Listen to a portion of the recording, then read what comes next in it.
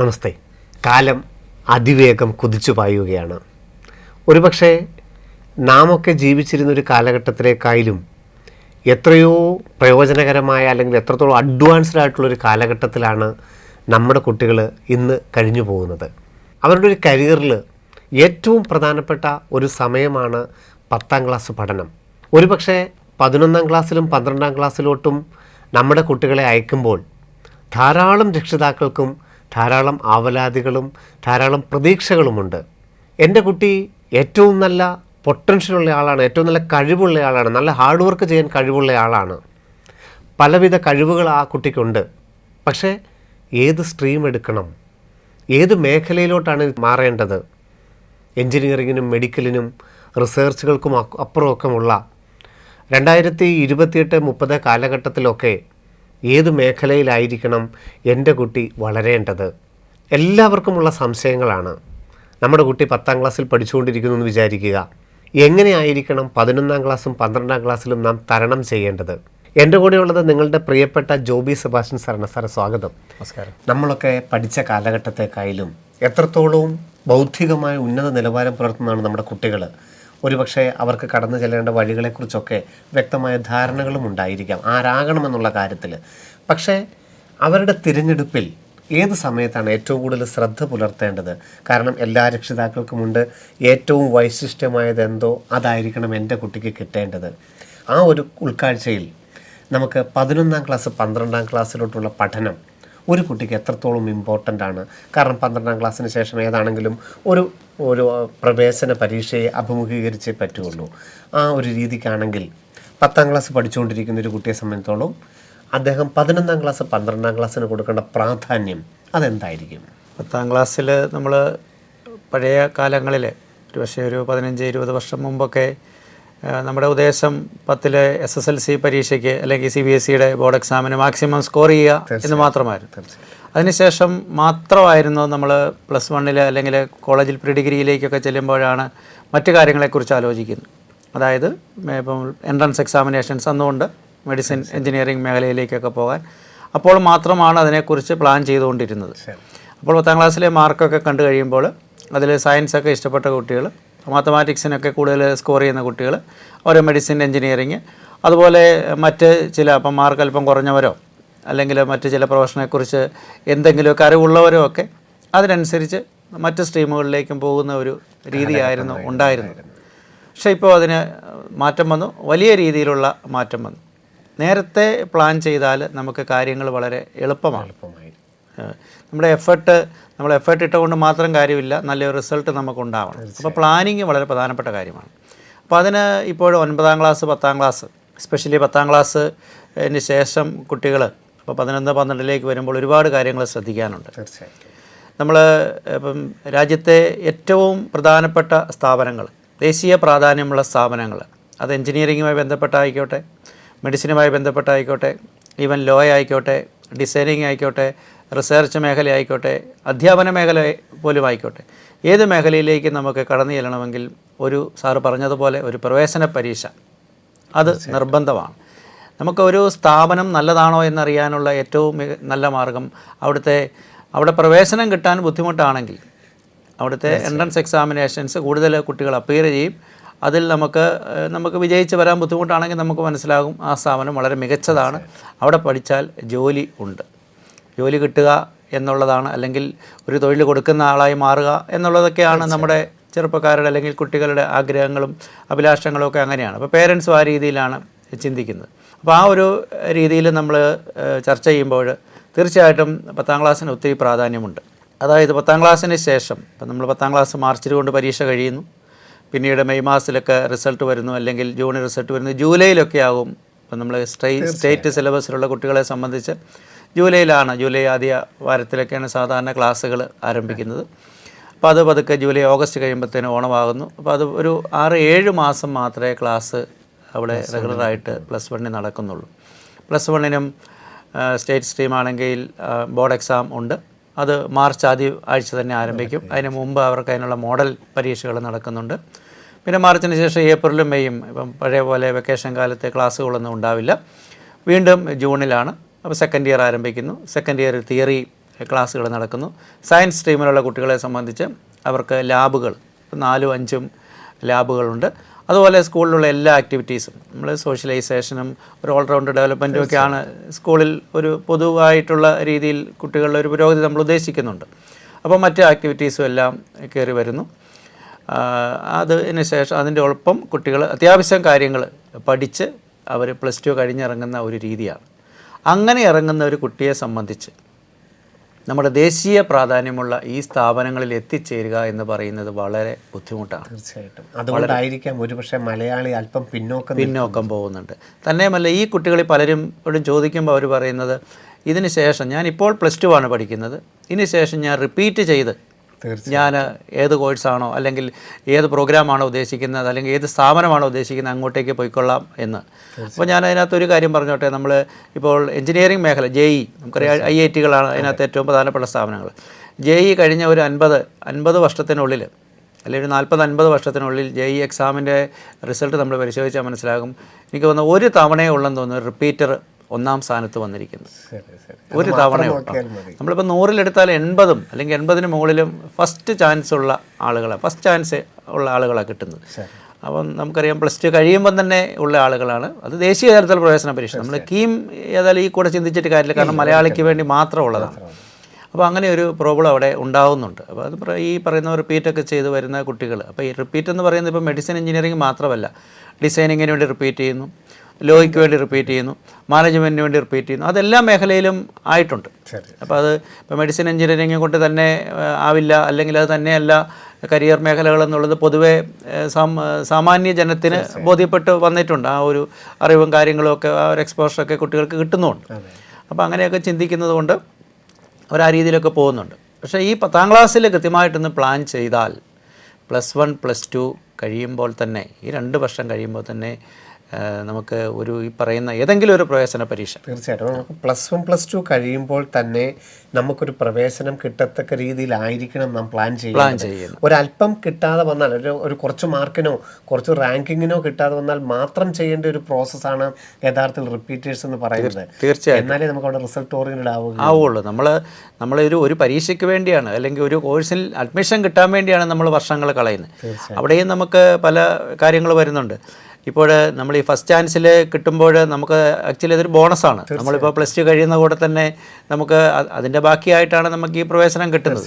ഇനി റിപ്പീറ്റ് ചെയ്യുക എന്ന് പറയുമ്പോൾ അതിനകത്ത് മറ്റു പല പ്രശ്നങ്ങളുണ്ട്. ഇപ്പോൾ ഒരു +2വിൻ്റെ കൂടെ ഇപ്പോൾ പല ഇൻസ്റ്റിറ്റ്യൂഷനും ഇൻ്റഗ്രേറ്റഡ് പ്രോഗ്രാമുകൾ ആരംഭിച്ചിട്ടുണ്ട്. ഇൻ്റഗ്രേറ്റഡ് പ്രോഗ്രാമുകൾ എല്ലായിടത്തും തുടങ്ങിയിട്ടുണ്ട്. +1നും +2വും ഒരുമിച്ച് കൊണ്ടുപോകുന്നു. അതോടൊപ്പം തന്നെ എൻട്രൻസുമായി ബന്ധപ്പെട്ട് അത് എല്ലാ മേഖലകളിലും ആരംഭിച്ചിട്ടുണ്ട്. അപ്പോൾ അവിടെ ഒരു ബെനിഫിറ്റ് എന്ന് പറയുന്നത് അവർ നേരത്തെ ക്ലാസ് തുടങ്ങുകയാണ്. ഏപ്രിൽ മാസത്തിൽ, അതായത് മാർച്ചിൽ പറഞ്ഞതുപോലെ ഈ നമ്പർ ഓഫ് വർക്കിംഗ് ഡേയ്സിൻ്റെ ഒരു കുറവ് ഉണ്ടാകുന്നില്ല. അതായത് ഏപ്രിൽ മാസം ക്ലാസ് തുടങ്ങുന്നു. ഏപ്രിൽ മാസത്തിൽ ഇപ്പോൾ സയൻസ് സ്ട്രീമിൽ ഉള്ള ഒരു കുട്ടിയെ സംബന്ധിച്ച് പറയുകയാണെങ്കിൽ ഏപ്രിൽ മാസം അവന് ക്ലാസ് തുടങ്ങുന്നു. തീർച്ചയായിട്ടും ഡിസംബർ 31 ഫസ്റ്റ് ഇയർ അവസാനിച്ചു. അതിനുള്ള ഒരു ടൈമുണ്ട്. അപ്പോൾ ഈ കുട്ടി മെയിനായിട്ട് ഫോക്കസ് ചെയ്യുന്നത് അവൻ്റെ അക്കാഡമിക്സ് മാത്രമാണ്. അതൊരു പ്രധാനപ്പെട്ട കാര്യമാണ്. ഒരു ഇൻ്റഗ്രേറ്റഡ് പ്രോഗ്രാമിലേക്ക് ഒരു കുട്ടി വരുന്നുണ്ടെങ്കിൽ അവൻ അക്കാഡമിക്സ് മാത്രമായിരിക്കണം ലക്ഷ്യം. കാരണം മറ്റ് എക്സ്ട്രാ കരിക്കുലർ ആക്ടിവിറ്റീസിന് ഒരു പരിധി കൂടുതൽ നമുക്ക് സമയം ഉണ്ടാവില്ല. നമുക്ക് പല കാര്യങ്ങൾ ചിന്തിച്ച് പോയി കഴിഞ്ഞാൽ അത് ശരിയാവില്ല. ഇനി അത് സാധിക്കുന്ന കുട്ടികളുണ്ടാവും. അതായത് ചില കുട്ടികളെ സംബന്ധിച്ച് അവർ പല കാര്യങ്ങളിൽ ചിലപ്പം പാട്ട് പാടാൻ അറിയുന്ന കുട്ടി നന്നായിട്ട് അക്കാഡമിക്സ് മുന്നോട്ട് കൊണ്ടുപോകുന്ന കുട്ടികളുണ്ടാവും. അങ്ങനെയുള്ളവരുണ്ടാവും, എക്സെപ്ഷണലായിട്ടുണ്ടാവും. എന്നാലും പൊതുവെ അവർക്ക് ഈ ഒരു അക്കാഡമിക്സ് മാത്രം കോൺസെൻട്രേറ്റ് ചെയ്തുകൊണ്ട് പോകാം. അപ്പോൾ ഡിസംബറിൽ ക്ലാസ്സുകൾ അവസാനിക്കുന്നു. വീണ്ടും ജനുവരിയിൽ സെക്കൻഡ് ഇയർ ആയിരിക്കും ആരംഭിക്കുന്നത്. ആ ആരംഭിക്കുന്ന സെക്കൻഡ് ഇയർ ഒരു സെപ്റ്റംബർ 30 അല്ലെങ്കിൽ ഒക്ടോബർ ഫസ്റ്റ് വീക്ക് കൊണ്ട് അവസാനിക്കുന്നു. JEE സംബന്ധിച്ച് പറയുമ്പോൾ നമുക്കറിയാം, ഇന്ത്യയിൽ ഏറ്റവും കൂടുതൽ ആളുകൾ പരീക്ഷ എഴുതുന്ന അല്ലെങ്കിൽ നമ്മുടെ കുട്ടികളിൽ ഏറ്റവും കൂടുതൽ കുട്ടികൾ പോകുന്നൊരു കോഴ്സാണ് എഞ്ചിനീയറിംഗ് കോഴ്സ്. അതിൻ്റെ ഹൈറാർക്കിക്കൽ ഓർഡറിൽ ഏറ്റവും മുകളിൽ നിൽക്കുന്നത് IITs ആണ്. IITs അതിന് താഴെ NITs ആണ്. അപ്പോൾ അങ്ങോട്ടുള്ള ഒരു പ്രവേശനം എന്ന് പറയുമ്പോൾ അതിൻ്റെ ആദ്യത്തെ സ്പെൽ എക്സാം എന്ന് പറയുന്നത് ജനുവരി 2 ബോർഡ് എക്സാമിന് മുമ്പാണ്, 3rd വീക്കാണ്. അപ്പോൾ ഈ ഒക്ടോബറിൽ ക്ലാസ് തീർന്നു കഴിഞ്ഞാൽ നവംബർ ഡിസംബർ പ്രിപ്പയർ ചെയ്യാൻ നല്ല രീതിയിൽ അവന് റിവിഷൻ റെപ്പറ്റീഷൻ നടത്തി മാക്സിമം ക്വസ്റ്റ്യൻസ് ഒക്കെ ചെയ്ത് മാക്സിമം ടെസ്റ്റുകൾ നമ്മൾ പഠിക്കുന്നതിലും പ്രധാനപ്പെട്ട കാര്യമാണ് പരീക്ഷകൾ എഴുതി അതാണ് ഏറ്റവും പ്രധാനപ്പെട്ട പ്രോബ്ലം സോൾവിങ് ആണ്. പരീക്ഷകൾ എഴുതുക എന്നുള്ളതാണ് ഒരു പ്രവേശന പരീക്ഷയെ സംബന്ധിച്ച് എത്രയധികം പരീക്ഷകൾ അവൻ എഴുതാൻ സാധിക്കുന്നുണ്ടോ അതാണ് വിജയം. തിയറി പഠിക്കുക എന്നുള്ളതല്ല, കോൺസെപ്റ്റ് ക്ലിയർ ആണെങ്കിൽ പിന്നെ ആ ഒരു ഭാഗത്തേക്ക് പോകേണ്ട കാര്യമില്ല, പരീക്ഷകൾ എഴുതിക്കൊണ്ടേയിരിക്കാം. അതിനുള്ളൊരു സമയം കിട്ടും. ഒരു 2-2.5 മാസം കിട്ടിക്കഴിയുമ്പോൾ അവന് ആ ഫസ്റ്റ് സ്പെല്ലിൻ്റെ പ്രത്യേകത എഴുതുന്ന കുട്ടികളുടെ എണ്ണം കുറവായിരിക്കും. കാരണം പലരും ബോർഡ് എക്സാമിന് ശേഷമാകട്ടെ പിന്നെ ചിലർ പറയും പ്രിപ്പറേഷൻ കംപ്ലീറ്റ് ആയില്ല. അപ്പോൾ ഒരു ഹൈ പെർസെൻറ്റൈൽ സ്കോർ റിക്കേർഡ് പെർസെൻറ്റേജിൽ ഒരു 99 അടുത്തൊക്കെ അല്ലെങ്കിൽ 99 ഒക്കെ കീപ്പ് ചെയ്ത് കഴിഞ്ഞാൽ ഉള്ള ബെനിഫിറ്റ് എന്ന് പറഞ്ഞാൽ സാധാരണ ജെഇ അഡ്വാൻസ്ഡ് എക്സാം നടക്കുന്നത് ജൂൺ 4.5 മാസത്തോളം ഏതായാലും കിട്ടും. ആ ഒരു സമയത്തേക്ക് ഈ ജെഇ അഡ്വാൻസ്ഡിന് വേണ്ടി നന്നായിട്ട് പ്രിപ്പയർ ചെയ്യാനായിട്ട് പറ്റും. അതായത് ഈ ഒരു 1.5 വർഷം ശരിക്കും പറഞ്ഞാൽ നമ്മൾ ഈ 2 വർഷത്തെ കോഴ്സ് എന്ന് പറഞ്ഞാലും ഈ ഒക്ടോബറിലൊക്കെ തീരുന്നതുകൊണ്ട് അല്ലെങ്കിൽ നവംബറിൽ തീരുന്ന 1.5 വർഷം കൊണ്ട് തന്നെ അവൻ്റെ എല്ലാ കാര്യങ്ങളും അവസാനിച്ചു. ഈ ഫസ്റ്റ് ഇയർ ഈ ജനുവരിയിലെ പരീക്ഷ കഴിഞ്ഞാൽ പിന്നെ ഉള്ളത് ബോർഡ് എക്സാമിൻ്റെ ടൈമാണ്. അപ്പോൾ ക്ലിയറായിട്ട് ബോർഡ് എക്സാം എഴുതി വീണ്ടും ബാക്കി ജെഇ അഡ്വാൻസിന് വേണ്ടി പ്രിപ്പയർ ചെയ്ത് അവനെ ക്ലിയർ ചെയ്ത് പോകാമെന്നേ ഉള്ളൂ. അതേസമയം ഈ ഒരു കുട്ടി റിപ്പീറ്റ് ചെയ്യുമ്പോൾ നമ്മളിപ്പോൾ പെട്ടെന്ന് പറയുമ്പോൾ റിപ്പീറ്റ് ചെയ്യുമ്പോൾ 1 വർഷം ഉണ്ടല്ലോ എന്ന് പറയുമ്പോൾ ശ്രദ്ധിക്കേണ്ട കാര്യം റിപ്പീറ്റിൻ്റെ പ്രോഗ്രാം സാധാരണ ഒരു ജൂൺ അവസാനം ജൂലൈ ഒക്കെയാണ് സാധാരണ എല്ലാ ഇൻസ്റ്റിറ്റ്യൂട്ടിലും ആരംഭിക്കുന്നത്. റിസൾട്ടൊക്കെ വരുമ്പോഴാണ് ആരംഭിക്കുക. അത് ആരംഭിച്ച് മിക്കവാറും അതൊരു നവംബർ 30 അല്ലെങ്കിൽ കാരണം ജനുവരി 15 അടുത്ത എക്സാം നടക്കുക. അപ്പം ഈ നവംബർ 30 കൊണ്ട് അവസാനിക്കും എന്ന് പറഞ്ഞ് 5 മാസം മൊത്തം എടുത്ത് +1 +2 ഒരു 100-നടുത്ത ചാപ്റ്റേഴ്സ് വരും. അപ്പോൾ അത്രയും ചാപ്റ്റേഴ്സ് ഈ ഒരു 5 മാസം കൊണ്ട് പഠിച്ചെടുക്കുക അല്ലെങ്കിൽ പഠിപ്പിച്ചെടുക്കുക അതിൻ്റെ പ്രോബ്ലം ചെയ്ത് വരിക എന്നൊക്കെ പറഞ്ഞാൽ നമ്മൾ നോക്കുമ്പോൾ വളരെ ഷോർട്ട് പീരീഡാണ്. മറ്റേത് 2 വർഷത്തോളം സമയമുണ്ട്. അപ്പം അതിനിടയ്ക്ക് സ്കൂളിലെ കാര്യങ്ങളെ ഉണ്ടെന്നുള്ളൂ. അപ്പം നമ്മൾ പ്രൈമറി ആയിട്ട് ഈ ഒരു ജെഇ എക്സാമിനെ കാണുമെങ്കിൽ സെക്കൻഡറി ആയിട്ട് സ്കൂളിനെ കാണുകയും ചെയ്താൽ മതി. ആ രീതിയിൽ പോകണം. അല്ലെങ്കിൽ നമ്മൾ വിജയിക്കുക ഈ പറഞ്ഞ രീതിയിൽ ആദ്യത്തെ സ്ട്രീമിൽ പോയ കുട്ടിക്ക് വിജയിക്കുക എന്ന് പറയാൻ പറ്റില്ല. അതുപോലെ തന്നെ പേരൻസിൻ്റെ അടുത്തുള്ള ഏറ്റവും ഒരു അട്രാക്ഷൻ എന്ന് പറയുന്നത് അവർ നല്ലതെന്ന് പറഞ്ഞിരിക്കുന്നത് പല സ്ട്രീമുകൾക്കും ഫസ്റ്റ് ഇയറിൽ ബോർഡ് എക്സാം ഇല്ല. അതുകൊണ്ട് കുട്ടികൾ ആദ്യം ആ സ്ട്രീമിൽ ചെന്ന് കഴിയുമ്പോൾ ഫസ്റ്റ് ഇയറിനെ അത്ര ലാഘവത്തോടെ കാണുകയില്ല. ഫസ്റ്റ് ഇയർ കഴിഞ്ഞ് സെക്കൻഡ് ഇയർ ബോർഡ് എക്സാം വരുമ്പോഴാണ് അവർ പയ്യെ തിയറി പഠിച്ചു തുടങ്ങുന്നത്. പക്ഷേ എല്ലാ എൻട്രൻസുകൾക്കും +1-നും +2-നും തുല്യ പ്രാധാന്യം അല്ലെങ്കിൽ 40-60 എങ്കിലും 45-55 ഒക്കെ വരുന്നുണ്ട്. തന്നെയുമല്ല ജെഇ പോലൊരു എക്സാം ക്ലിയർ ചെയ്യണമെങ്കിൽ ഇന്നിപ്പോൾ സെക്കൻഡ് ഇയർ പഠിക്കുന്ന കുട്ടി സെക്കൻഡ് ഇയറിലെ ഒരു ചാപ്റ്റർ ഇന്ന് പഠിപ്പിച്ചിട്ടുണ്ടെങ്കിൽ അത് പഠിച്ചു തീർക്കുന്നതോടൊപ്പം ഫസ്റ്റ് ഇയറിൽ വേറെ ഏതെങ്കിലും ഒരു ചാപ്റ്റർ എടുത്ത് അതിൻ്റെ ക്വസ്റ്റ്യൻ പ്രോബ്ലംസ് സോൾവ് ചെയ്തുകൊണ്ട് പോകണം. രണ്ടും ഒരേ സമയത്ത് ഒരുമിച്ച് കൊണ്ടുപോകണം. അത് റിപ്പീറ്റിനെ സംബന്ധിച്ച് അത് വളരെ ബുദ്ധിമുട്ടാണ്. കാരണം അവൻ സെക്കൻഡ് ഇയർ പഠിച്ചു വരുമ്പോഴത്തേനും ഫസ്റ്റ് ഇയറിൽ ഇതെല്ലാം കൂടി 5 മാസം കൊണ്ട് തീർക്കേണ്ടതാണ്. ഇപ്പം ഈ പറയുന്ന ഒരു ഇൻറ്റഗ്രേറ്റഡ് പ്രോഗ്രാമിൽ പോവുകയാണെങ്കിൽ അഫോർഡ് ചെയ്യാൻ പറ്റുന്ന ഒരു കാര്യമാണെങ്കിൽ വളരെ നല്ലതാണ്. കാരണം ഈ ഒരു സെക്കൻഡ് ഇയർ പഠിക്കുന്നതിനൊപ്പം തന്നെ അതേ ദിവസം തന്നെ ഫസ്റ്റ് ഇയറിലെ ഒരു ടോപ്പിക് എടുത്ത് അതിൻ്റെ പ്രോബ്ലംസ് ചെയ്ത് പോയി അതുമായിട്ട് ഒരു പരിചയത്തിൽ ഇരിക്കുകയാണെങ്കിൽ അങ്ങനെ പോകാനൂടെ സാധിക്കുന്നുണ്ട്. അപ്പോൾ അത് ഇപ്പോൾ +2-ന് ശേഷം എന്താണെങ്കിലും എഞ്ചിനീയറിംഗ്, മെഡിക്കൽ അല്ലെങ്കിൽ റിസർച്ച് അങ്ങനെ പലവിധ സാധ്യതകൾ എല്ലാവരും നോക്കുന്നുമുണ്ട്. ഇപ്പോൾ സാറ് ജെഇയെക്കുറിച്ച് പറഞ്ഞു. അങ്ങനെയാണെങ്കിൽ ജെഇ ഫോക്കസ് ചെയ്യുകയാണെങ്കിൽ അല്ല എഞ്ചിനീയറിംഗ് മേഖല അല്ല മെഡിക്കൽ മേഖലയൊക്കെ ഫോക്കസ് ചെയ്യുമ്പോൾ ഇവർ തിരഞ്ഞെടുക്കേണ്ട സബ്ജക്റ്റുകൾ അതിൻ്റെ ഒരു പ്രാധാന്യം ഇപ്പോൾ ഫിസിക്സ്, കെമിസ്ട്രി, മാത്സ്, ബയോളജി അങ്ങനെ സബ്ജക്റ്റുകളുണ്ട്. അതിൻ്റെ ഒരു പ്രാധാന്യം എത്രത്തോളമുണ്ട്? നമ്മൾ അപ്പം എഞ്ചിനീയറിംഗ് മേഖലയിലേക്കാണ് പോകാൻ ഉദ്ദേശിക്കുന്നതെങ്കിൽ പരീക്ഷ ഫിസിക്സ്, കെമിസ്ട്രി, മാത്സ് മാത്രമേ ഉള്ളൂ, ബയോളജി മാത്രമേ ഉള്ളൂ.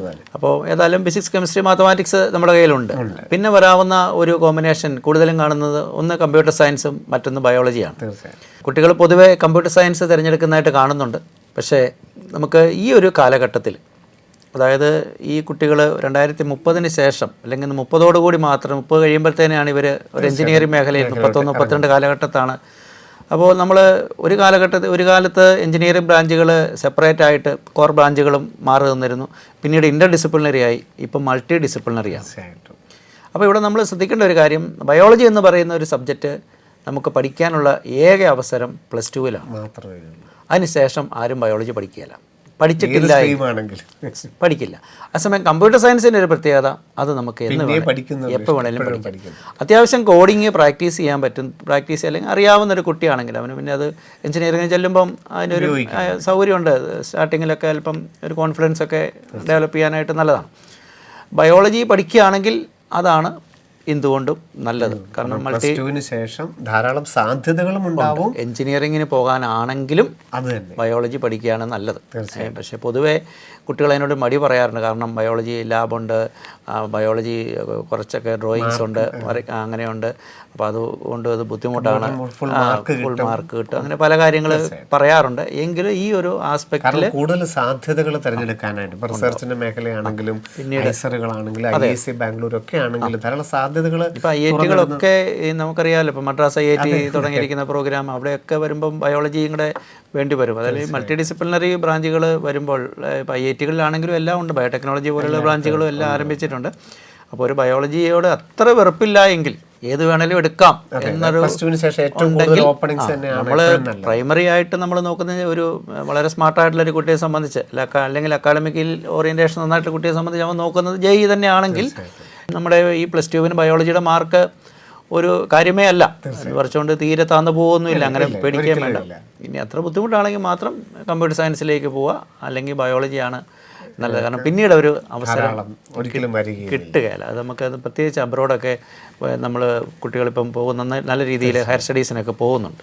അപ്പോൾ ആ ഒരു സാധ്യത, പിന്നെ സാറ് പറഞ്ഞ പോലെ റിസർച്ച് മേഖലകളിലേക്കൊക്കെ എന്തായാലും ഒരു ബയോളജി കണ്ടൻറ്റ് എവിടെയാണെങ്കിലും ഉണ്ടാവും. അപ്പോൾ അതുകൊണ്ട് അതൊരു കാര്യമാണ്. പിന്നെ മെഡിക്കൽ സ്ട്രീമിലേക്ക് വരുമ്പോൾ നമുക്കറിയാം ഫിസിക്സ്, കെമിസ്ട്രി, ബയോളജിയാണ്. ചില കുട്ടികൾ ഫിസിക്സ്, കെമിസ്ട്രി, ബയോളജി, കമ്പ്യൂട്ടർ സയൻസോ അല്ലെങ്കിൽ ഫിസിക്സ്, കെമിസ്ട്രി, ബയോളജി, സൈക്കോളജി, അങ്ങനെ ചില പ്രോഗ്രാമുകൾ എടുക്കുന്നുണ്ട്. മാത്തമാറ്റിക്സ് ടഫ് ആണെന്ന് വിചാരിച്ച് മെഡിക്കൽ എടുക്കുക. അപ്പോൾ അങ്ങനെ ഒരു കാരണവശാലും അങ്ങനെ ചെയ്തേക്കല്. മാത്തമാറ്റിക്സ് ഇല്ലാത്ത ഒരു കോമ്പിനേഷൻ എടുത്ത് നീറ്റ് ക്ലിയർ ചെയ്യുക എന്ന് പറയുന്നത് വളരെ ബുദ്ധിമുട്ടുള്ള കാര്യമാണ്. അതുകൊണ്ട് തീർച്ചയായിട്ടും മാത്തമാറ്റിക്സ് ഉണ്ടായിരിക്കണം. അതായത് മാർക്ക് അല്പം കുറഞ്ഞു പോയാൽ പോലും ഒരിക്കലും നഷ്ടപ്പെടില്ല. പക്ഷേ ഫിസിക്സ് നമുക്കറിയാമല്ലോ, ഈ നീറ്റ് എന്ന് പറയുന്ന ഒരു ഹൈ സ്കോറിംഗ് എക്സാമാണ്. 720 റേഞ്ചിലേക്ക് നമ്മൾ എത്തണം. ഇത് ബയോളജി ബയോളജി ഫുള്ള് കിട്ടിയാൽ പോലും കെമിസ്ട്രി, ദെൻ ഫിസിക്സിൻ്റെ കോൺസെപ്റ്റ് നന്നായിട്ട് ആകണമെങ്കിൽ, ക്ലിയർ ആകണമെങ്കിൽ, അതുപോലെ അതിൻ്റെ പ്രോബ്ലം സോൾവ് ചെയ്യണമെങ്കിൽ മാത്സിൻ്റെ കണ്ടൻറ്റ് നന്നായിട്ട് വേണം, മാത്സ് വേണം. അപ്പം മാത്സ് ഉപേക്ഷിച്ചുകൊണ്ട് ഒരു നീറ്റ് ക്ലിയർ ചെയ്യുക എന്നുള്ളത് വളരെ ബുദ്ധിമുട്ടാണ്. അത് ലോ സ്കോർ ഇപ്പോൾ JEE പോലെയല്ല. ഇപ്പോൾ JEE സംബന്ധിച്ച് നമുക്കറിയാം ഔട്ട് ഓഫ് 300, JEE മെയിനെ സംബന്ധിച്ച് 300, 200 ആണെങ്കിൽ പോലും നമ്മുടെ കാലിക്കറ്റ് NIT-യിലൊക്കെ ഒരു നല്ല ബ്രാഞ്ച് കിട്ടാനുള്ള സ്കോറായി. പക്ഷേ നീറ്റ് അങ്ങനെയല്ല. 720 റേഞ്ചിലേക്ക് ഈ വർഷത്തേക്ക് നമ്മൾ കണ്ടതാണ് 720. കാരണം പ്രത്യേകിച്ച് ചില പോർഷൻസൊക്കെ ഒഴിവാക്കിക്കൊണ്ട് അടുത്ത വർഷവും നമുക്ക് അതിനടുത്ത സ്കോറൊക്കെ തന്നെ പ്രതീക്ഷിക്കാം. അങ്ങനെ വരുമ്പം ഒരു കാരണവശാലും മാത്സ് ഒഴിവാക്കിക്കൊണ്ട് ഉള്ള ഒരു ബയോളജിയെക്കുറിച്ച് ചിന്തിക്കരുത്. നമ്മളിപ്പോൾ തുടക്കത്തിൽ പറഞ്ഞതുപോലെ തന്നെ നമ്മുടെ കാലഘട്ടത്തെക്കാളൊക്കെ ബൗദ്ധികമായിട്ട് വളരെ ഉന്നത നിലവാരം തന്നെ പുലർത്തുന്നതാണ് നമ്മുടെ കുട്ടികൾ. പക്ഷേ ലക്ഷ്യവുമുണ്ട്, ലക്ഷ്യബോധവുമുണ്ട്. പക്ഷേ അത്രത്തോളം ഹാർഡ് വർക്ക് ചെയ്യാൻ അവർ തയ്യാറാകുന്നുണ്ടോ? സാർ ഒരു +2 ഹയർ സെക്കൻഡറി പ്രിൻസിപ്പൾ എന്നുള്ള നിലയിൽ എത്രത്തോളം ഇവർ ഹാർഡ് വർക്ക് ചെയ്യുന്നുണ്ട്? ഇപ്പോൾ ഇവർക്കൊരു ലക്ഷ്യമുണ്ട്. അപ്പോൾ അറിയാം ഒരു ഇൻ്റഗ്രേറ്റിന് വേണ്ടി എടുക്കേണ്ട ഒരു ഹാർഡ് വർക്കിംഗ് തീർച്ചയായിട്ടും ഒരു എഫേർട്ട് കൂടുതൽ തന്നെയാണ്. അപ്പം ആ ഒരു എഫേർട്ടിൻ്റെ ഒരു പ്രാധാന്യം +1 +2 പഠിച്ചുകൊണ്ടിരിക്കുന്ന സമയത്തിൽ കൂടുതലായിട്ട് എടുക്കേണ്ട ആ എഫേർട്ട് എത്രത്തോളം കൂടുതൽ നമ്മൾ ഇപ്പം അവർക്ക് ധാരാളം മാധ്യമങ്ങൾ പഠിക്കാൻ വേണ്ടിയിട്ടുണ്ട്, പല കാര്യങ്ങളെക്കുറിച്ച് പഠിക്കാനുണ്ട്. അതൊക്കെ എല്ലാവരും തന്നെ ഉപയോഗിക്കുന്നുമുണ്ട്. നമ്മളൊന്നിനെയും നെഗറ്റീവായിട്ട് കാണുന്നുമില്ല. എല്ലാ കുട്ടികൾക്ക് അറിവ് തന്നെ നൽകുന്നതാണ്. പക്ഷേ ഇതിനിടയിൽ എവിടെയൊക്കെയോ +1 +2ൻ്റെ പ്രാധാന്യം കുറഞ്ഞു പോകുന്നില്ലേ? നമുക്ക് ഇതിനകത്ത് നമുക്ക് നന്നായിട്ട് ഹാർഡ് വർക്ക് ചെയ്യുന്ന കുട്ടികളും ഉണ്ട്. കൃത്യമായിട്ട് അവർക്കൊരു പ്ലാനിങ് പോയില്ലേ? അതുണ്ട്, അത് സർവ്വം ശരിയാണ്. പക്ഷെ നമുക്ക് ഈ ഒരു പ്രത്യേകിച്ച് ഇതിൻ്റെ കൂടെ ഇൻ്റഗ്രേറ്റഡ് പ്രോഗ്രാമുകളിലൊക്കെ പോകുന്ന കുട്ടികൾ അവർ നല്ല രീതിയിൽ തന്നെ അവർ ശ്രമിക്കുന്നുണ്ട്. അതുകൊണ്ടാണ് സാർ പറഞ്ഞത് ഫോക്കസ് ചെയ്യുന്നുണ്ട്. ദേശീയ പരീക്ഷകളിലെയും ടോപ്പ് റാങ്കുകൾ നോക്കിക്കഴിഞ്ഞാൽ +2 ആ സമയം കഴിയുന്നവരാണെന്ന് നമ്മൾ പറഞ്ഞു കഴിഞ്ഞു. അപ്പം ആ ഒരു എഫേർട്ട് എടുക്കേണ്ടതിൻ്റെ അത്യാവശ്യവുമുണ്ട്. ഇൻ്റഗ്രേറ്റഡ് പ്രോഗ്രാം പോലെ എടുക്കേണ്ടതുണ്ട്. അതുകൊണ്ട് ബാക്കിയുള്ളവരാണെങ്കിലും +1 +2 ഇൻറ്റഗ്രേറ്റഡ് ആയിട്ട് തന്നെ കൊണ്ടുപോകേണ്ട പല പോയിന്റുകൾ സാറ് നമ്മളോട്ട് പങ്കുവെച്ചു. അപ്പം അതിൻ്റെ ഒരു പ്രാധാന്യം യഥാർത്ഥത്തിൽ 10ാം ക്ലാസ് പഠിച്ചുകൊണ്ടിരിക്കുമ്പം വ്യക്തവുമാണ്. കാരണം 10ാം ക്ലാസ് പഠിച്ചുകൊണ്ടിരിക്കുമ്പോഴാണ് നമ്മൾ പഠിച്ചുകൊണ്ടിരിക്കുമ്പം 10ലെ റിസൾട്ടൊക്കെ വരുമ്പോൾ കുട്ടികൾക്ക് മറ്റൊരു പ്രശ്നം വരാറുണ്ട്. കാരണം അവർക്ക് ഇപ്പോൾ ഫുൾ A+ കിട്ടുന്ന കുട്ടിയെ സംബന്ധിച്ച് അവന് കൺഫ്യൂഷനാണ്, ഏതിനുള്ള ഒരു ആപ്റ്റിറ്റ്യൂഡാണ് അവനുള്ളത്. നമ്മൾ ആ പോയിന്റിലോട്ട് തന്നെ ഏറ്റവും പ്രധാനം എന്ന് എനിക്ക് തോന്നുന്നു. നമുക്ക് ഒരുപക്ഷെ ഈ ചർച്ചകൾ പോലും നാം അതിനു വേണ്ടിയിട്ടാണ് തുടങ്ങിയതെന്ന് എനിക്ക് തോന്നുന്നു. കാരണം ഈ വർഷം തന്നെ ഒരു വളരെയധികം കുട്ടികൾ എക്സ്ട്രാ ഓർഡറുകൾ തന്നെയായിരുന്നു. പക്ഷേ അവർ ആദ്യം +1 +2 പഠിച്ചപ്പോൾ ഫിസിക്സ്, കെമിസ്ട്രി, മാത്സ്, ബയോളജി പഠിച്ചു. ആ സമയത്ത് JEE ഫോക്കസ് ചെയ്തു. അത് കഴിഞ്ഞപ്പോൾ അവർക്ക് തോന്നി ഇത് ഇനി അടുത്ത വർഷം ഒരു വർഷം മെഡിക്കൽ ചെയ്യാമെന്ന് തോന്നി. അപ്പം +2 കഴിഞ്ഞു. അപ്പം വീണ്ടും റിപ്പീറ്റ് ചെയ്ത് കഴിഞ്ഞപ്പോൾ JEEയും കിട്ടി, മെഡിക്കലും കിട്ടി. അപ്പോഴും അവനവൻ്റെ ആറ്റിറ്റ്യൂഡ് എന്താണ്, പാഷൻ എന്താണെന്ന് തിരിച്ചറിയാൻ മേലാത്തൊരവസ്ഥ. എവിടെയാണ് ഒരു കുട്ടിയുടെ പാഷൻ, ആറ്റിറ്റ്യൂഡ് ഒരു രക്ഷകർത്താവ് തിരിച്ചറിയേണ്ടത്, അല്ലെങ്കിൽ എങ്ങനെ തിരിച്ചറിയാൻ കഴിയും? അത് ഏറ്റവും നന്നായിട്ട് തിരിച്ചറിയാൻ കഴിയുന്നത് രക്ഷകർത്താക്കൾക്ക് തന്നെയാണ്, പേരൻസിന് തന്നെയാണ്. പേരൻസ് അത് ഒരു സംശയമില്ലാത്ത കാര്യമാണ്. പിന്നെ അതിന് ഒരു പരിധിവരെ ടീച്ചേഴ്സിൻ്റെ സഹായം പേരൻസ് ചോദിച്ചാൽ അല്ലെങ്കിൽ ആവശ്യപ്പെടുക. 10ാം ക്ലാസ് വരെയുള്ള അതായത് നമുക്ക് മൾട്ടിപ്പിൾ ഇൻ്റലിജൻസ് എന്നുള്ള ഒരു കാര്യം നമുക്കറിയാം. ഓരോരുത്തർക്കും ഓരോ രീതിയിലുള്ള കഴിവുകളുണ്ട്. ചില കാര്യങ്ങളിൽ 2-3 കാര്യങ്ങൾ വളരെ മിടുക്കരായിരിക്കും. ഇപ്പോൾ നന്നായിട്ട് പാട്ട് പാടുകയും പ്രസംഗം പറയുകയും ചെയ്യുന്ന ഒരു കുട്ടി ഹൈ മാത്തമാറ്റിക്സ് ഓറിയൻറ്റേഷൻ, ഒരു നമ്പർ സ്മാർട്ടായിരിക്കാം. ഇനി ചിലർ ഇൻ്റർപേഴ്സണലായിട്ടുള്ളവർ ലാംഗ്വേജ് സ്കില്ല് നന്നായിട്ടുണ്ടാകും. അപ്പോൾ ലിംഗ്വിസ്റ്റിക്കുമാണ്, ഇൻ്റർപേഴ്സണലുമാണ്. അപ്പോൾ അങ്ങനെ പല കാര്യങ്ങളിൽ പല കുട്ടികൾ വരാം. ചിലർ പല കാര്യങ്ങൾ ആവറേജ് ആകാം. അപ്പോൾ ഇതൊക്കെ അറിഞ്ഞു വേണം. ഇപ്പോൾ നമ്പർ സ്മാർട്ടായിട്ടുള്ള അല്ലെങ്കിൽ മാത്തമാറ്റിക്സ് ഇഷ്ടപ്പെടുന്ന ഒരു കുട്ടി വേണം തീർച്ചയായിട്ടും എഞ്ചിനീയറിങ്ങിലേക്ക് വരാൻ. കഷ്ടപ്പെട്ട് ചെയ്യുന്ന ആളല്ല, ഇഷ്ടപ്പെടുന്ന ആ കുട്ടി വേണം എഞ്ചിനീയറിങ്ങിലേക്ക് വരാൻ. അപ്പോൾ ലോജിക്കലായിട്ടുള്ള ഒരു കുട്ടിയാണ് ഈ ഒരു സ്ട്രീമിലേക്ക് വരേണ്ടത്. അതേസമയം ഒരു ടീച്ചറാകാനോ അല്ലെങ്കിൽ ഒരു ജേർണലിസ്റ്റ് ആകാനോ ഒക്കെ ലിംഗ്വിസ്റ്റിക് ആയിട്ടുള്ള, ഇപ്പം ഭാഷാപരമായ കഴിവുള്ള കുട്ടികളുണ്ട്, അവരതിലേക്ക് വരിക. ഇനി ഒരു ലീഡർഷിപ്പ് വേണ്ട, ഇപ്പം പൊളിറ്റീഷ്യനായിട്ടോ അല്ലെങ്കിൽ മാനേജർ സെക്ടറിലേക്കോ മാർക്കറ്റിങ്ങിലൊക്കെ ആണെങ്കിൽ ഇൻ്റർപേഴ്സണലായിട്ടുള്ള ആളുകൾ വരണം. അതുപോലെ അഗ്രികൾച്ചർ സെക്ടറിലേക്കോ വെറ്റിനറി മേഖലകളിലേക്കോ ഒക്കെ നമുക്കറിയാം പ്രകൃതിയെ ഇഷ്ടപ്പെടുന്ന നേച്ചറലിസ്റ്റിക് ആയിട്ടുള്ള ആൾ. അപ്പം അങ്ങനെ ഉണ്ടല്ലോ തീർച്ചയായിട്ടും. അപ്പോൾ ഇതൊക്കെ അസസ് ചെയ്യാനുള്ള പല ടെസ്റ്റുകൾ, ഇപ്പോൾ പേഴ്സണാലിറ്റി അസസ് ചെയ്യാം. ഓരോ പേഴ്സണാലിറ്റി ഉണ്ട്. ചിലർ ഇൻ്റർപേഴ്സണലായിരിക്കും, മറ്റുള്ള ഇൻട്രാപേഴ്സണലായിരിക്കും. അപ്പോൾ അത് അസസ് ചെയ്യാൻ പറ്റും. അതുപോലെ ഈ ഇൻ്റലിജൻസ് ഏതാ ഉള്ളതെന്ന് കണ്ടുപിടിക്കാൻ പറ്റും. അതുപോലെ കുട്ടി എൻജോയ് ചെയ്ത് പഠിക്കാൻ പറ്റുന്ന ഏതിനോടുള്ള ഒരു ആറ്റിറ്റ്യൂഡ്, ഏത് രീതിയിലുള്ള എന്നൊക്കെ ആറ്റിറ്റ്യൂഡും ആപ്റ്റിറ്റ്യൂഡും ഒക്കെ അറിയാൻ പറ്റും. അപ്പോൾ അതൊക്കെ ഇതൊക്കെ കൃത്യമായ ശാസ്ത്രീയമായ രീതിയിൽ ഉള്ള ടെസ്റ്റുകളൊക്കെ ചെയ്തെങ്കിലേ അത് കൃത്യമായിട്ട് മനസ്സിലാവുള്ളൂ. പക്ഷേ അതിലൊക്കെ നന്നായിട്ട് പേരൻസിനെ സഹായിക്കാൻ പറ്റും. കുട്ടികളെ നന്നായിട്ട് ഒബ്സർവ് ചെയ്യുക, അവനെ ഇഷ്ടപ്പെടുന്ന കാര്യങ്ങൾ, അത് അക്കാഡമിക്കും നോൺ അക്കാഡമിക്കുമായിട്ട് അല്ലെങ്കിൽ ഫ്രീ ടൈമിൽ അവൻ ചെയ്യാൻ ആഗ്രഹിക്കുന്ന, അല്ലെങ്കിൽ അവൻ എന്ത് ചെയ്യുമ്പോഴാണ് അവൻ്റെ ഫ്രണ്ട്സും റിലേറ്റീവ്സും ഇതിലെ പേരൻസും ഒക്കെ അവനെ അഭിനന്ദിക്കാറുള്ളത്. അതുപോലെ നമുക്ക് കുട്ടികളുമായിട്ട് വീട്ടിലിരുന്ന ഒരു ചർച്ച, അത് ഒരു വളരെ പോസിറ്റീവായിട്ടുള്ള രീതിയിൽ ഉള്ള അവരുടെ ഇഷ്ടങ്ങളൊക്കെ ചോദിക്കുമ്പം ഏകദേശം പേരൻസിന് അത് മനസ്സിലാക്കാൻ പറ്റും. ഇനി അതോടൊപ്പം ചെയ്യാവുന്നൊരു കാര്യം അവൻ്റെ സ്കൂളിലെ ടീച്ചേഴ്സിനോട് ചോദിക്കുക, അവൻ്റെ പേഴ്സണാലിറ്റിയിലുള്ള അവൻ എങ്ങനെയുള്ള കാര്യങ്ങളാണ് ഇവിടെ ഇടപെടുന്നത്, അവൻ ക്ലാസ്സിൽ എങ്ങനെയാണ്, അവൻ എല്ലാവരുമായിട്ട് ഇൻട്രാക്ട് ചെയ്യുന്നതാണോ, അതോ ഇനിയല്ല ഇൻട്രാപേഴ്സണലാണോ, അത് അങ്ങനെയുള്ള കാര്യങ്ങളൊക്കെ ചോദിക്കാം. അതും അതിൻ്റെ കൂടെ തന്നെ ഈ അക്കാഡമിക്സ് പെർഫോമൻസും അറിയാമല്ലോ. ഇത് രണ്ടും കൂടെ ഒന്ന് മനസ്സിലാക്കിക്കൊണ്ട് കുട്ടിയുമായിട്ട് സംസാരിച്ച് അപ്പം കാര്യങ്ങൾ അത്യാവശ്യം നമുക്കൊരു ബോധ്യം കിട്ടി. അപ്പോൾ അങ്ങനെയുള്ളൊരു കുട്ടിയാണെങ്കിൽ നമുക്ക് ഇതിനിടയ്ക്ക് മറ്റൊരു കാര്യം നമ്മൾ ശ്രദ്ധിക്കാനുണ്ട്. നമ്മുടെ ഈ പ്രവേശന പരീക്ഷകൾ, ഇപ്പോൾ ഒരു കുട്ടിക്ക് മിലിറ്ററി സെക്ഷനിലേക്ക് പോകണം, ഡിഫൻസിലേക്ക് പോകണമെന്ന് ആഗ്രഹിക്കുന്നു, അപ്പോൾ അതിനുള്ള എക്സാമുണ്ട്. ഇനി ഷിപ്പിംഗ് സെക്ടർ മേഖലയിലേക്ക് പോകണം, അല്ലെങ്കിൽ ഇനി ലോയിലേക്ക് പോകുന്നു, അല്ലെങ്കിൽ അങ്ങനെ പൈലറ്റ് ആകുന്നു. അപ്പോൾ ഇങ്ങനെയുള്ള എക്സാമുകളിലൊക്കെ ക്വാണ്ടിറ്റേറ്റീവ് ആപ്റ്റിറ്റ്യൂഡ് എന്ന് പറയുന്ന ഒരു ഏരിയ ഉണ്ടാവും. ഇപ്പോൾ NDAക്കൊക്കെയാണ് മാത്സിൻ്റെ ഒരു പേപ്പർ തന്നെയാണ്, ഒരു ഫുൾ പേപ്പർ മാത്തമാറ്റിക്സാണ്. അപ്പോൾ അങ്ങനെ വരുമ്പോൾ, അപ്പോൾ ലോ ആണെങ്കിലും അവിടെ ലോജിക്കൽ ആപ്റ്റിറ്റ്യൂഡും ലീഗൽ റീസണിങ്ങും ഒക്കെ വരുന്നുണ്ട്. അപ്പോൾ അങ്ങനെ വരുമ്പോൾ ഒരു മാത്സ് ഉള്ള ഒരു സ്ട്രീം, സ്പെഷ്യലി നമ്മുടെ സയൻസ് സ്ട്രീം ഒക്കെ ഈ ബ്രൈറ്റ് ആയിട്ടുള്ള കുട്ടികൾ ഓപ്റ്റ് ചെയ്യുന്നത് തീർച്ചയായിട്ടും നല്ലതായിരിക്കും. ഇത് ഓപ്റ്റ് ചെയ്ത് കഴിഞ്ഞാൽ ഒരു പ്രശ്നമില്ല.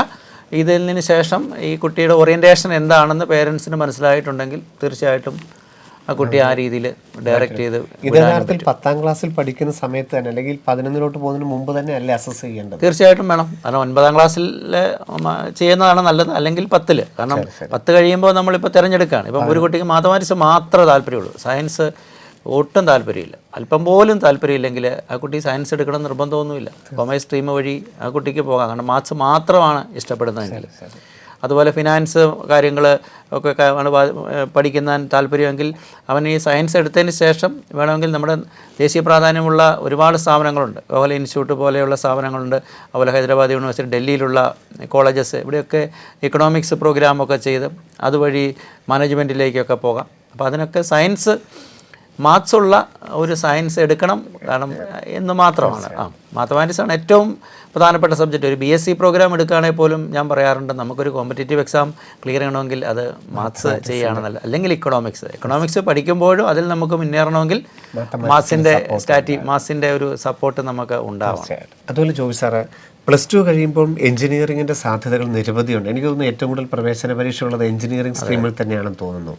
അപ്പോൾ ഒരു നല്ല എഞ്ചിനീയർ എന്നുള്ള നിലയിലോട്ടാണ് നമുക്ക് പോകേണ്ടതെങ്കിൽ എന്തൊക്കെയാണ് നമ്മൾ +1 +2 ശ്രദ്ധിക്കേണ്ടതെന്നുള്ളത്?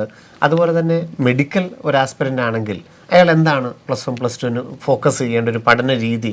ഏത് സബ്ജക്റ്റിന് കൂടുതൽ പ്രാധാന്യം കൊടുക്കണം? ഒരുപക്ഷെ എഞ്ചിനീയറിംഗ് സാർ മാത്തമാറ്റിക്സ് പറഞ്ഞതുപോലെ തന്നെ മെഡിക്കലിൽ, പിന്നെ എഞ്ചിനീയറിംഗ് മെഡിക്കലിനും ഒക്കെ അപ്പുറം സാർ പറഞ്ഞ പോലെ മൾട്ടി ഡിസിപ്ലിനറി കാലത്തോട്ട് വരുമ്പോൾ ഇതിനപ്പുറത്തുള്ള സാധ്യതകൾ, എഞ്ചിനീയറിംഗ് മെഡിക്കലിന് അപ്പുറത്തുള്ള സാധ്യതകൾ അതെന്തൊക്കെയായിരിക്കാം? +2 ശേഷം ഒരു കുട്ടിക്കുള്ള സാധ്യതകൾ, അതിനുവേണ്ടി +2 കൊടുക്കേണ്ട സബ്ജക്റ്റിൻ്റെ പ്രാധാന്യം?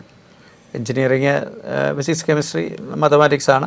അതിൽ ഇവർക്ക് പ്രവേശന പരീക്ഷകൾ JEE അഡ്വാൻസ്, JEE 2 ലെവലുണ്ട്. JEE മെയിൻ, NITകളിലേക്കും IIITകളിലേക്കും, central government funded technical institutions, IITകളിലേക്കും, നമ്മുടെ തിരുവനന്തപുരത്ത് IIST ഒക്കെയാണ് ഉദ്ദേശിക്കുന്നതെങ്കിൽ JEE അഡ്വാൻസ്ഡ് വരും. പിന്നെ ഇത് ഈ ഒരു JEE മെയിനും അഡ്വാൻസ്ഡും ഉപയോഗിച്ചുകൊണ്ട് നമുക്ക് ബാംഗ്ലൂരുള്ള ഇന്ത്യൻ ഇൻസ്റ്റിറ്റ്യൂട്ട് ഓഫ് സയൻസിലേക്ക് റിസർച്ചിലേക്കും പോകാനുള്ള അവസരങ്ങളുണ്ട്. പിന്നെ അതിന് താഴേക്ക് വരുമ്പോൾ എല്ലാ സ്റ്റേറ്റ് ഗവൺമെൻറ്, ഇപ്പോൾ നമ്മളെ സംബന്ധിച്ച് കീമിൻ്റെ എക്സാം, പിന്നെ ഡീംഡ് ടു ബി യൂണിവേഴ്സിറ്റീസ്, പിന്നെ ബിറ്റ്സ് പിലാനി പോലെയുള്ള റെപ്യൂട്ടഡ് ആയിട്ടുള്ള ഡീംഡ് ടു ബി എന്ന് പറയുമ്പോൾ VIT, SRM, മണിപ്പാൽ, അമൃത, ഇങ്ങനെയുള്ള സ്ഥാപനങ്ങൾ, അവിടെയൊക്കെ അഡ്മിഷൻ ഉണ്ട്. എല്ലായിടത്തും അങ്ങനെ വരുള്ളൂ, അത് പരീക്ഷ വരുള്ളൂ. ചില സ്ഥാപനങ്ങളിൽ ഇംഗ്ലീഷ് കുറച്ച് ക്വസ്റ്റ്യൻ, അങ്ങനെയൊക്കെ ചില വ്യത്യാസം. അല്ല, ഇതാണ് ഈ 3 സബ്ജക്റ്റാണ്. ചിലയിടത്ത് മാത്സിൻ്റെ ക്വസ്റ്റ്യൻ എണ്ണം കൂടാറുണ്ടെന്ന് മാത്രം. പക്ഷേ സാർ പറഞ്ഞതുപോലെ തന്നെ ഒരു എഞ്ചിനീയർ മാത്തമാറ്റിക്സ് അറിയാവുന്ന ആളായിരിക്കണം എന്നുള്ളൊരു, മാത്സ് ഇഷ്ടപ്പെടുന്ന ആളായിരിക്കണം. കാരണം ഫിസിക്സിൻ്റെ ആപ്ലിക്കേഷൻ ആണ് നമുക്ക് എഞ്ചിനീയറിങ് എന്ന് പറയുന്നത്. നമ്മുടെ ലൈഫിൽ വരുന്ന, നമ്മുടെ മനുഷ്യൻ്റെ ജീവിതം കൂടുതൽ എളുപ്പമുള്ളതാക്കാനുള്ള പ്രവർത്തനങ്ങളാണ് ഒരു എഞ്ചിനീയർ ചെയ്യുന്നത്. അപ്പം അതിന് മാത്സിൻ്റെ ആപ്ലിക്കേഷൻ തീർച്ചയായിട്ടും ഉണ്ട്. നമ്മൾ ഈ JEEയുടെ ക്വസ്റ്റ്യൻ എനിക്ക് തോന്നുന്നു കഴിഞ്ഞൊരു 5 വർഷത്തെ ക്വസ്റ്റ്യൻ പേപ്പർ എടുത്ത് നോക്കുകയാണെങ്കിൽ മാത്തമാറ്റീഷ്യൻസ് ആയിരിക്കണം NITയിലും IITയിലും വരേണ്ടത് എന്നുള്ള ഒരു മുൻധാരണ ഉള്ളത്. കാരണം നമുക്കറിയാം കെമിസ്ട്രി ഇപ്പം JEE മെയിനെ സംബന്ധിച്ച് പറഞ്ഞാൽ 25 ഒരു 22, 23 കുട്ടികൾ മിക്കവാറും ഒക്കെ ഒരു 99ലേക്ക് വരുന്നവർ ചെയ്യാറുണ്ട്. ഫിസിക്സും ഇപ്പോഴേ പഴയ അത്രയും ബുദ്ധിമുട്ടില്ല, അതിനടുത്തൊക്കെ കുട്ടികൾ ചെയ്യുന്നുണ്ട്. ഉണ്ട്. അപ്പം മാത്സ് നമ്മൾ എന്തുമാത്രം ചെയ്താലും ഈ പറയുന്ന ഒരു 20 മുകളിലേക്കൊന്നും അങ്ങനെ എത്താൻ പറ്റുന്നില്ല. കാരണം ക്വസ്റ്റ്യൻ വളരെ ലെങ്തിയാണ്. അപ്പം നമുക്ക് സ്കോർ ചെയ്യാൻ പറ്റുന്നത് ഏറ്റവും കൂടുതൽ 3നും ഒരേ രീതി മാർക്ക് ഒരുപോലെ ആണെങ്കിലും കെമിസ്ട്രി നമുക്ക് ഏറ്റവും സ്കോർ ചെയ്യാം. തൊട്ട് അടുത്ത് തന്നെ ഇപ്പോൾ കഴിഞ്ഞ വർഷങ്ങളിലൊക്കെ നമ്മൾ നോക്കിയാൽ ഫിസിക്സും അതിനോട് ഒരു മോഡറേറ്റ് എന്നുള്ള രീതിയിൽ നമുക്ക് കാണാം. പക്ഷേ മാത്തമാറ്റിക്സിലാണ് നമുക്ക് അവിടെ മാർക്ക് കുറയുന്നത്. അപ്പോൾ നമുക്ക് ഒരു ടോപ്പ് റാങ്കിലേക്ക് വരാനും ഒരു ടോപ്പ് NITയിലേക്കും ഒരു ടോപ്പ് ബ്രാഞ്ചിലേക്കും ഒക്കെ കിട്ടണമെങ്കിൽ മാത്സ് ശ്രദ്ധിക്കണം. കാരണം നമുക്ക് അതുപോലെ അഡ്വാൻസ്ഡിലേക്ക് വരുമ്പോഴുള്ള പ്രോബ്ലം, നമുക്ക് ഇപ്പം വെക്ടർ ആൾജിബ്രയും കാൽക്കുലസും പ്രോബബിലിറ്റിയും സ്റ്റാറ്റിയും ഇതെല്ലാം സാർ പറഞ്ഞ പോലെ എല്ലാം മിക്സ് ചെയ്തുകൊണ്ടുള്ള ക്വസ്റ്റ്യൻസൊക്കെ വരാറുണ്ട്. അപ്പം ഈ ചാപ്റ്റേഴ്സൊക്കെ നമുക്ക് ഒഴിവാക്കിക്കൊണ്ട് മുന്നോട്ട് പോകാമെന്ന് പറഞ്ഞാലും ബുദ്ധിമുട്ടാണ്.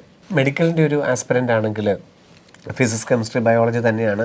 പക്ഷേ ഫിസിക്സിന് ഒരു പ്രാധാന്യം കൂടുതൽ കൊടുക്കേണ്ടതായിട്ടുണ്ട്. ഫിസിക്സ് ഇപ്പം നമുക്കിപ്പോൾ കൂടുതൽ കുട്ടികളാണ് ഫിസിക്സ് പാടാണ് എന്ന് പറയുന്നൊരു ഇത് ഈ മെഡിക്കൽ കുട്ടികൾ കാണിക്കുന്നൊരിതുണ്ട്. അത് ഈ മാത്തമാറ്റിക്സിനോടുള്ള ഭയമാണോ കാര്യം? ഫിസിക്സ് ഇഷ്ടപ്പെടാത്ത കുട്ടി മെഡിസിൻ ആഗ്രഹിക്കരുതെന്നാണ് ഞാൻ പറയുന്നത്. കാരണം ഫിസിക്സ് വേണം. കാരണം ഞാൻ നേരത്തെ തന്നെ സൂചിപ്പിച്ചു, ഇതൊരു ഹൈ സ്കോറിങ് എക്സാമാണ്. ഫിസിക്സിന് സ്കോറാണ് നീറ്റിൻ്റെ നമ്മുടെ റാങ്ക് നിശ്ചയിക്കുന്നത്. അപ്പോൾ വളരെ പ്രധാനപ്പെട്ട കാര്യമാണ്. അപ്പം അതുകൊണ്ട് തന്നെയാണ് നമ്മൾ മാത്സ് തീർച്ചയായിട്ടും പ്ലസ് ടു പഠിക്കണമെന്ന് പറഞ്ഞപ്പോൾ ഫിസിക്സിൻ്റെ കോൺസെപ്റ്റുകൾ വളരെ കൃത്യമായിട്ട് മനസ്സിലാക്കാനും അത് വീണ്ടും വീണ്ടും ഒന്ന് റിവൈസ് ചെയ്യാനും പ്രോബ്ലം സോൾവിങ് നടത്താനും ആ ഒരു സ്കില്ല് പ്രധാനപ്പെട്ട കാര്യമാണ്. അങ്ങനെ പ്രോബ്ലംസൊക്കെ സോൾവ് ചെയ്ത് ഫിസിക്സ് ഇഷ്ടപ്പെട്ട് നമ്മൾ വരണം. അങ്ങനെ വന്നെങ്കിലേ നമുക്ക് നീറ്റാണ് എക്സാം എന്ന് മനസ്സിലാക്കണം. അപ്പോൾ നമ്മുടെ സ്കോറ് വളരെ പ്രധാനപ്പെട്ട കാര്യമാണ്. പല കുട്ടികളും പരീക്ഷ എഴുതി കഴിയുമ്പം എക്സാം എളുപ്പമാണെന്ന് പറയും, പക്ഷെ നമുക്ക് അഡ്മിഷൻ കിട്ടുന്നില്ല. എക്സാം എളുപ്പമാണെങ്കിൽ എഞ്ചിനീയറിംഗും മെഡിക്കലിനും ഒക്കെ അപ്പുറത്ത് റിസർച്ചിൻ്റെ സാധ്യതകൾ അല്ലെങ്കിൽ CUET പോലുള്ള എക്സാമുകളുടെ സാധ്യതകൾ അത് എന്തൊക്കെയായിരിക്കും? ഈ പല സബ്ജക്റ്റുകളുടെ കോമ്പിനേഷനൊക്കെ നമുക്കിപ്പം അവൈലബിൾ ആണല്ലോ. ഈ 4 സബ്ജക്റ്റ് തന്നെയാണ്: ഫിസിക്സ്, കെമിസ്ട്രി, മാത്സ്, ബയോളജി. അപ്പോൾ റിസർച്ചിലേക്ക് നമ്മൾ ഏത് ഇൻസ്റ്റിറ്റ്യൂട്ടാണെങ്കിലും, അത് ഐസർ ആണെങ്കിലും നൈസർ ആണെങ്കിലും IISc ആണെങ്കിലും IACS ആണ്, ഇങ്ങനെയുള്ള ഏത് ഇൻസ്റ്റിറ്റ്യൂട്ടുകളിലേക്ക് നമുക്ക് പോകണമെങ്കിലും ഈ 4 സബ്ജക്റ്റ് ഈക്വൽ ഇമ്പോർട്ടൻസ് ആണ്. ചിലയിടത്ത് ബെസ്റ്റ് ഓഫ് 3 ഒക്കെ എടുക്കാറുണ്ട്, എങ്കിലും പൊതുവെ ഈക്വൽ ഇമ്പോർട്ടൻസ് ആണ് നമ്മളിവിടെ കാണുന്നത്. പിന്നെ CUETയെ സംബന്ധിച്ച് നമ്മൾ പറയുമ്പോൾ ഈ പറയുന്ന പ്രൊഫഷണൽ മേഖലകളിലേക്ക് പോകാൻ താല്പര്യമില്ല, മറ്റൊരു രീതിയിൽ കരിയർ ഡെവലപ്പ് ചെയ്യാൻ ആഗ്രഹിക്കുന്ന പഠിക്കുകയും ചെയ്യാം. കരിയർ ഡെവലപ്പ് ചെയ്യാൻ ചെയ്യുന്ന കുട്ടികളെ സംബന്ധിച്ച് അവർ നല്ലൊരു എക്സ്പോഷറൊക്കെ ആഗ്രഹിക്കുന്ന കുട്ടികളാണ്. അവരെ സംബന്ധിച്ച് CUET വലിയൊരു സാധ്യതയാണ്. പക്ഷേ മലയാളികൾ ആ ഒരു രീതിയിൽ അതിനെ എടുത്തിട്ടുണ്ടോ എന്നുള്ളത് നമുക്ക് ഒരു സങ്കടകരമായ ഒരു കാര്യമാണ്. ആ ഒരു പ്രാധാന്യം CUET കൊടുക്കുന്നുണ്ടോ? നമ്മളിപ്പോഴും മെഡിസിൻ അല്ലെങ്കിൽ എഞ്ചിനീയറിംഗ്, നീ മെഡിസിന് പോവുക അല്ലെങ്കിൽ എഞ്ചിനീയറിംഗ് അല്ലെങ്കിൽ മെഡിസിൻ മാത്രം, അങ്ങനെ ഒരു രീതിയാണ് പറയുന്നത്. അപ്പോൾ അങ്ങനെയല്ല, നമുക്ക് CUETക്ക് നമ്മൾ പ്രാധാന്യം കൊടുക്കണം. കാരണം അതിനുശേഷം നമുക്ക് ഒരുപാട് സാധ്യതകളുണ്ട്. ഇപ്പോൾ ഓരോ വർഷവും പുതിയ പുതിയ നല്ല ഇൻസ്റ്റിറ്റ്യൂട്ടുകളും യൂണിവേഴ്സിറ്റികളും CUETയിലേക്ക് വരുന്നുണ്ട്. അപ്പോൾ അതുകൊണ്ട് അതിന് പ്രത്യേകിച്ച് അതിന് സെക്കൻഡ് ഇയറിലെ പോർഷൻ മാത്രമേ ഉള്ളൂ. അപ്പോൾ അത് തന്നെ ഫോക്കസ് ചെയ്തുകൊണ്ട് കുട്ടികൾക്ക് ചെയ്യാൻ പറ്റും. പിന്നെ നമ്മൾ പഠിച്ച വിഷയങ്ങൾ മാത്രം എഴുതിയാൽ മതി, എന്നിട്ട് നമുക്ക് മറ്റ് വിഷയങ്ങളിലേക്ക് പോകാം. ഇപ്പോൾ സ്ട്രീം ക്രോസ് ചെയ്യണമെങ്കിൽ നമ്മൾ പഠിച്ചത് എഴുതിയാൽ മതി. പിന്നെ അഗ്രികൾച്ചറിലൊക്കെ നല്ല സാധ്യതയുണ്ട്. ICAR വഴി നമുക്ക് നല്ല എല്ലാ ഇൻസ്റ്റിറ്റ്യൂഷനും CUET ഉണ്ട്, നല്ല ഇൻസ്റ്റിറ്റ്യൂട്ടിൽ പഠിക്കുകയും ചെയ്യാം. അപ്പോൾ അങ്ങനെയുള്ള കാര്യങ്ങളൊക്കെ വരുന്നുണ്ട്. പിന്നെ ലോയുടെ എക്സാം വരുന്നുണ്ട്. ലോയൊക്കെ പഴയ രീതിയിലല്ല. ഇന്ത്യയിൽ ഇപ്പോൾ ഏറ്റവും കൂടുതൽ ആളുകൾ സാലറി വാങ്ങുന്ന അല്ലെങ്കിൽ ഏറ്റവും നമുക്ക് വരുമാനം കിട്ടുന്ന ഒരു മേഖലയായിട്ട് ലോ സെക്ടറൊക്കെ മാറിയിട്ടുണ്ട്, പ്രത്യേകിച്ച് കോർപ്പറേറ്റ് ലോയിലൊക്കെ. അപ്പോൾ ലോയുടെ ക്ലാറ്റ് എക്സാം ഉണ്ട്. മാനേജ്മെൻറ്റ് ഇപ്പോൾ പ്ലസ് ടു കഴിയുമ്പം തന്നെ നേരിട്ട് മാനേജ്മെൻറ്റിലേക്ക് പോകുന്നുണ്ട്. അത് ഈ പറയുന്ന ഇൻറ്റഗ്രേറ്റഡ് ബാച്ചിലൊക്കെ പഠിക്കുന്ന കുട്ടികൾ നമ്മൾ വിചാരിക്കുക അവർ മെഡിസിനും എഞ്ചിനീയറിംഗ് മാത്രമാണ് ഫോക്കസ് ചെയ്യുന്നത്. അങ്ങനെയല്ല. അത് തന്നെയാണ് പ്രധാനം. രണ്ടാമത്തെ ഏറ്റവും പ്രധാന പോയിന്റ്, മെഡിക്കലിനും എഞ്ചിനീയറിങ്ങിനും മാത്രമാണ് ഇൻ്റഗ്രേറ്റഡ് പ്രോഗ്രാം ചെയ്യുന്നൊരു ധാരണ എല്ലായിടത്തും ഉണ്ട്. ഒരിക്കലുമല്ല. കാരണം ഞാൻ ആദ്യം സൂചിപ്പിച്ചല്ലോ, ക്വാണ്ടിറ്റേറ്റീവ് ആപ്റ്റിറ്റ്യൂഡ്, ലോജിക്കൽ റീസണിങ്ങും ഒക്കെ എല്ലാ എക്സാമിനേഷനും ഉണ്ട്. അപ്പോൾ അതുകൊണ്ട് തീർച്ചയായിട്ടും ഈ മാസമുള്ള ഈ പറയുന്ന മെഡിസിനും എഞ്ചിനീയറിംഗ് വളരെ വളരെ ഡീപ്പായിട്ട് പഠിച്ച് പോകുന്നത് നല്ലതാണ്. മാസം ഉള്ള പ്രോഗ്രാമുകൾ അതിനുവേണ്ടിയുള്ള കോച്ചിങ്ങുകൾ എടുക്കുന്നതാണ്. അങ്ങനെ ഒരുപാട് കുട്ടികൾ പോകുന്നുണ്ട്. ഇപ്പോൾ IPM integrated programme in management നമ്മുടെ പല IIMകളും ആരംഭിച്ചിട്ടുണ്ട്. ഇൻഡോറിലുണ്ട്, റോത്തക്കുണ്ട്, റാഞ്ചിയുണ്ട്, ബോധ്ഗയ ഉണ്ട്, അതുപോലെ IIFT, അങ്ങനെ ഒരുപാട് സ്ഥാപനങ്ങളിൽ ആരംഭിച്ചിട്ടുണ്ട്. അതൊക്കെ നമുക്കുള്ള അവസരങ്ങളാണ്. തീർച്ചയായിട്ടും അതൊക്കെ കുട്ടികൾ മനസ്സിലാക്കി ലോയിലേക്ക്. പിന്നെ ഡിസൈനിങ്ങിലേക്ക് പോകാം. ഡിസൈനിങ് ഒരു ആപ്റ്റിറ്റ്യൂഡ് ബേസ്ഡാണ്.